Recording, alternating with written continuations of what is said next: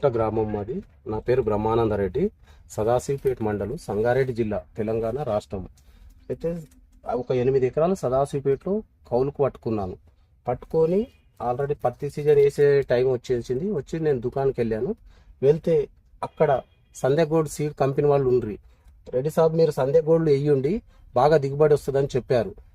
అదే విధంగా తీసుకుపోయి ఒక 3 ఎకరాల్లో సంధ్యగోల్డ్ వేశాను. ఒక్కొక్క 5 ఎకరాలు వేరే సీడ్ వేశాను. ఆ వేరే సీడ్ వేస్తే సంధ్యగోల్డ్ సీడ్ ఏమో బాగా మంచిగా కొమ్మలు బాగా వెడల్పుగా వచ్చి మంచిగా చెట్టు మంచి పచ్చదనం మంచిగా ఇది వచ్చేసింది. ఇక వేరే రకాలేమో అంత బాగా రాలేవు.